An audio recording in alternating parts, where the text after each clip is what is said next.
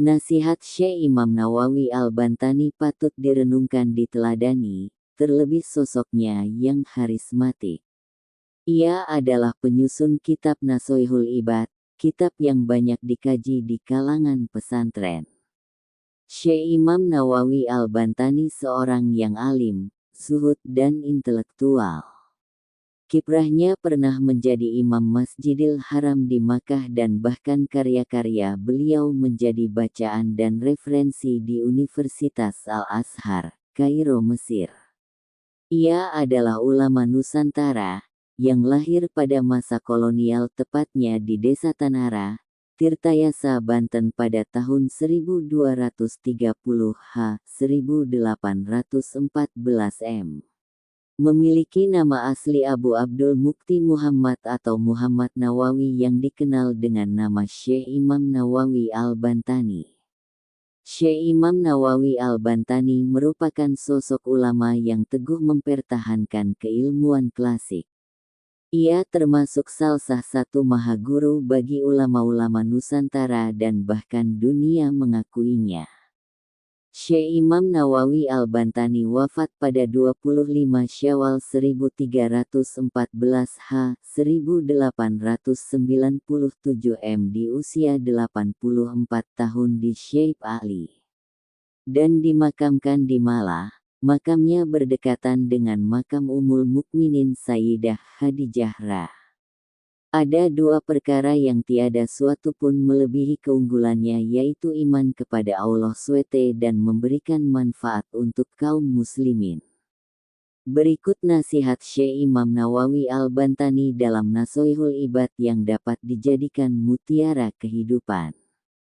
Hendaklah engkau bersyukur kepada Allah SWT dan berterima kasih kepada kedua orang tuamu. Tidak ada seseorang itu disebut sebagai orang alim sehingga ia mengamalkan ilmunya. Bingung dalam memikirkan perkara dunia akan menjadi hati gelap, sedangkan bingung memikirkan akhirat akan menjadikan hati terang. Barang siapa menuntut ilmu, maka syurgalah yang dicari, dan barang siapa mencari maksiat maka nerakalah yang dicarinya. Syekh Imam Nawawi Al-Bantani dalam kitab Nashihul Ibad. Artinya, anak keturunan Adam akan menghadapi 4 kali rampasan.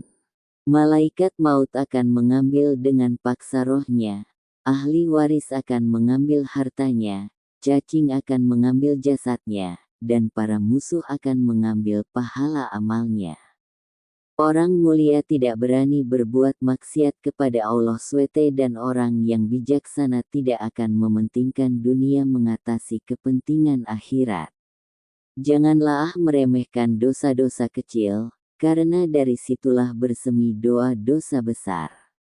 Sesungguhnya perbuatan baik dapat menghapuskan dosa dari perbuatan buruk seperti mata air menghilangkan kotoran. Telah nampak kerusakan di daratan dan di lautan itu, lantaran perbuatan tangan-tangan manusia sendiri. Daratan adalah lidah, sedangkan lautan adalah hati. Maka, apabila lidah telah rusak, maka pribadi-pribadi manusia menangisinya, dan apabila hati rusak maka para malaikat menangisinya. Sesiapa yang mencintai sesuatu maka bersedialah ia menjadi hamba abdinya.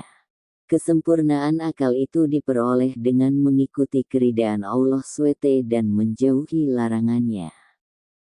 Dalam mimpi itu Imam Al-Ghazali ditanya seseorang, bagaimana perlakukan Allah terhadap engkau? Beliau menjawab, Allah SWT membawaku ke hadapannya. Lalu Allah berfirman kepadaku, lantaran apa aku membawamu ke sisiku? Aku pun menyebutkan berbagai perbuatanku. Dia berfirman, kami tidak menerimanya. Sesungguhnya yang kami terima darimu adalah pada suatu hari ada seekor lalat hinggap pada wadah tintamu untuk meminumnya, padahal kamu sedang menulis. Lalu kamu menghentikan tulisanmu hingga seekor lalat itu selesai meminumnya. Kamu lakukan hal itu karena kasihan terhadap lalat tersebut. Kemudian Allah memerintahkan, bawalah hambaku ini ke surga. Jika kamu ingin bersenang-senang kepada Allah SWT, maka patahkanlah kecintaanmu terhadap dirimu sendiri. 3 perkara dapat melenyapkan kerisauan yaitu, mengingat Allah SWT, berjumpa dengan wali-wali Allah SWT dan mendengarkan ucapan ahli hikmah. Sangatlah beruntung bagi orang yang meninggalkan dunia sebelum dunia meninggalkan dirinya, orang yang membangun kuburnya sebelum ia memasukinya dan orang yang bersikap ridha kepada Allah SWT sebelum ia menemuinya. Zuhud itu ada 3, sederhana, khalwat yakni mengasingkan diri untuk beribadah dan lapar. Janganlah engkau memberikan keuntungan dirimu dengan sesuatu yang lebih besar daripada apa yang lebih baik kamu lakukan setiap waktu. Barang siapa yang mengkhianati Allah SWT dengan sembunyi-sembunyi, maka Allah SWT akan membuka tabir aibnya. Jihad yang paling utama ialah menyatakan kebenaran di sisi seorang raja yang zalim. Cinta kepada Allah SWT itu adalah asas makrifat, ifah atau menjaga kehormatan diri itu tanda yakin, sedangkan pangkal yakin adalah takwa dan ridha dengan takdir Allah SWT. Nasihat Syekh Imam Nawawi Al-Bantani, diriwayatkan dari Hatim Al-Asyamra, ia berkata. Artinya, 4 perkara yang tidak diketahui nilainya kecuali oleh 4 orang, yaitu, pertama, kemudahan. Nilainya hanya dapat diketahui oleh orang yang sudah tua.